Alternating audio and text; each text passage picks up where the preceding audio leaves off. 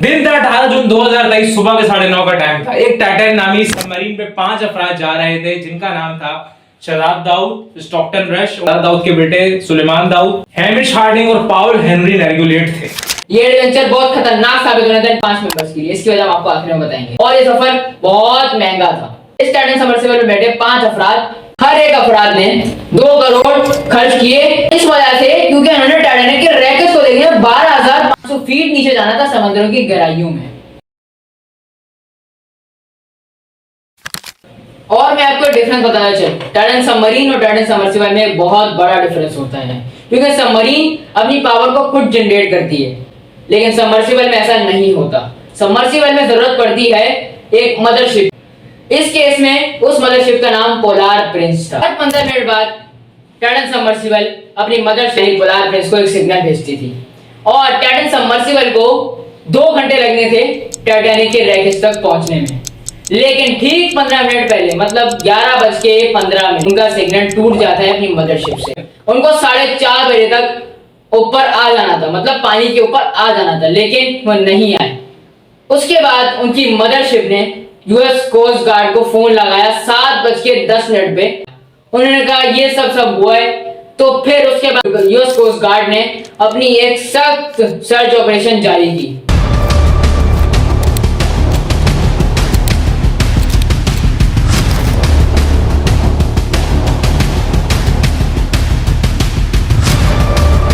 और ये search operation इसलिए खतरनाक साबित हुआ क्योंकि इसमें जो बैठने वाले अफराद थे उनके लिए सिर्फ 4 दिन के लिए ऑक्सीजन बाकी थी। और दूसरी तरफ ये कि अगर वो 4 दिन के बाद सबमरीन ऊपर वापस आ भी जाती तो ऑक्सीजन की वजह से 5 अफराद मारे जाते क्योंकि इसका जो गेट था वो बाहर की तरफ ही खुल सकता था। जी हाँ, इसका गेट जो था वो बाहर की तरफ से लॉक किया गया था, यानी वो बाहर की तरफ से खुला जा सकता था। The crew closes the hatch from the outside with 17 bolts. There's no other way out. The U.S. Coast Guard says debris from the Titan has been brought to the surface from the ocean floor.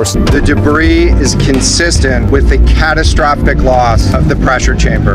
The arrogance and the hubris that sent that ship to its doom is exactly the same thing that sent those people at that sub to their fate.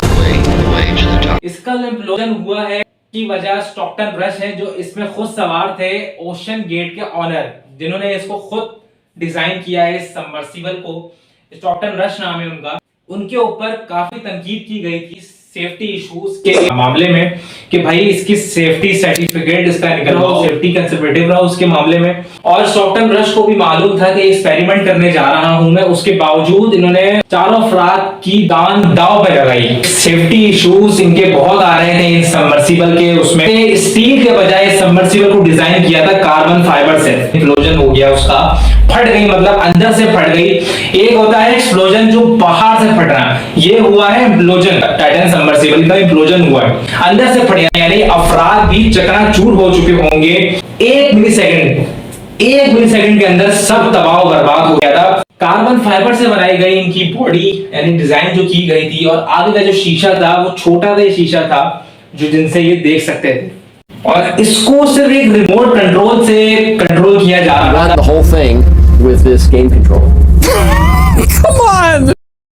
और ये कितनी अजीब बात है कि इसमें जो बैठा है इसमें हर एक आदमी, उसने 2 करोड़ रुपए दिए हैं सिर्फ इस इम्प्लोजन के, जो इम्प्लोजन हो गया 2.25 घंटे के अंदर। सिर्फ मुझे ये समझ नहीं आ रही कि इन्होंने सर्टिफिकेट क्यों नहीं बनवाया उसका। और ये जो 4 अफराद बैठे थे इनके साथ, इन्होंने भी कोई एक्शन नहीं लिया कि भाई इसका सर्टिफिकेट नहीं बना तो हम क्यों बैठे, हम क्यों रिस्क लें। लेकिन ये लोग उसको बावजूद बैठे, बिलियनियर थे ये, इसलिए इन्होंने अपने एडवेंचर के तौर पे ये बैठ गए और जाके टाइटैनिक का मलबा देखना था इन्होंने। लेकिन अफसोस ठीक 15 मिनट पहले इम्प्लोजन हो गया, तबाह बर्बाद होकर चकनाचूर हो गया।